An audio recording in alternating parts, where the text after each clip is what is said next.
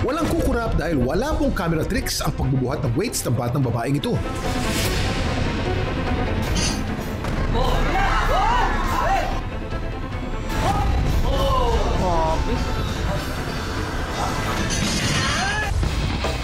And two-time Olympic gold medalist Carlos Yulo did it again.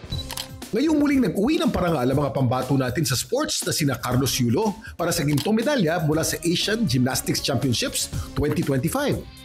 At si EJ Obiena para sa 3-peat gold wins in the men's pole vault sa 2025 Asian Athletics Championship. Ang bata sa video, susunod na rin kaya sa tagumpay ni weightlifter and Olympic gold medalist Hydrin Diaz? Nakita mo naman, perfect form. Nakikinig sa coach. Very good. Huwag kong babagsak, ha? Galing! Galing! May kilala po kong bata, 6 years old lamang, pero susunod sa yapak ni Hydrin Diaz. Panoorin niyo.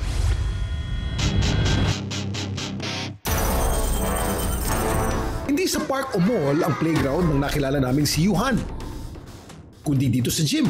Nagbubuhat ng mga bakal na mas malaki at mas mabigat pa mismo sa kanya. Ang pinakamabigat na nabuhat ni Yuhan, tumitimbang ng 45 kilos. Kasing bigat ng halos isang average adult woman o isang kaban ng bigas. Ang tanong, paano niya kaya ito nagagawa? Ligtas ba ito para sa musmus na gaya niya? Ang 6-year-old na si Yuhan, galing daw sa pamilya ng weightlifters. Sa katunayan, 4 na taong gulang pa lang daw siya na nagsimula magpakita ng interes sa sport na ito. Dahil ang gym ng lolo niya nasa ibaba lang ng bahay nila, nakagista na ng bata ang mga equipment at nakasanayang mag-training dito.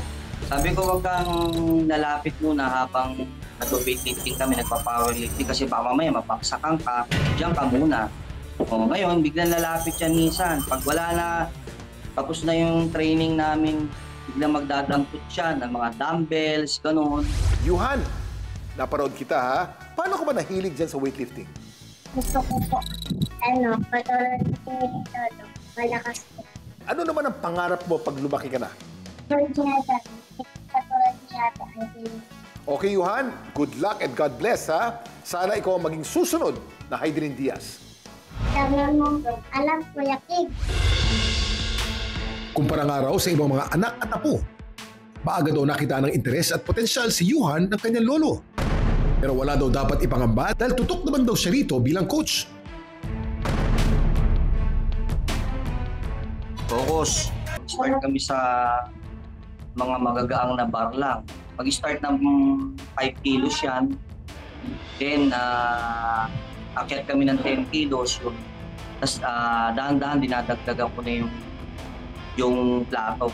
Pinapakain namin siya ng itlog, yung boiled egg, tapos yung gatas, milk niya. Pagkagaling niya sa school, pagbalik nito, kakain uli, then patutulugin namin ng tanghali para yung preparation sa training niya. Umabot lang naman kami ng mga 1 hour.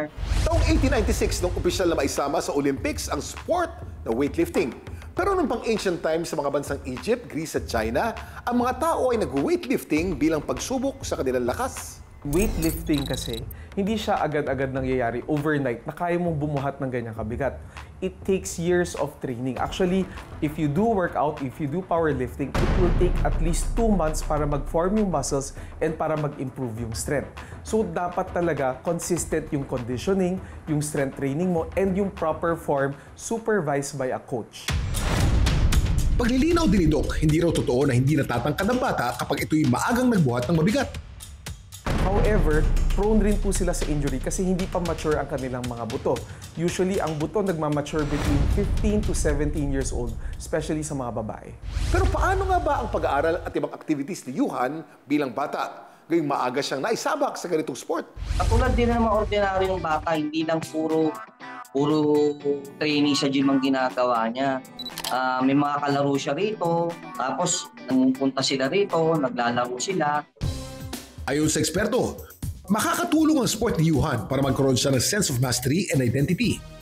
Ang ilan sa mga positibong effect ay nagkakaroon sila ng self-confidence, at discipline na nakakatulong sa kanila para mas maging matatag.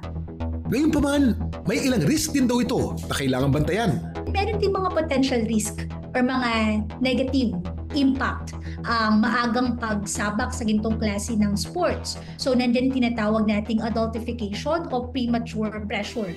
Ito ay isang uri ng psychological burden kung saan ang isang bata ay inaasahan o itinuturing na parang isang matanda. Kung masyadong intense yung training o mayroong pressure to perform, maaring mawalan ng oras ang bata sa developmentally appropriate experiences o experience ng burnout. Para maiwasan ito, kailangan daw ng tamang gabay at approach. Dami mong alam, Kuya King.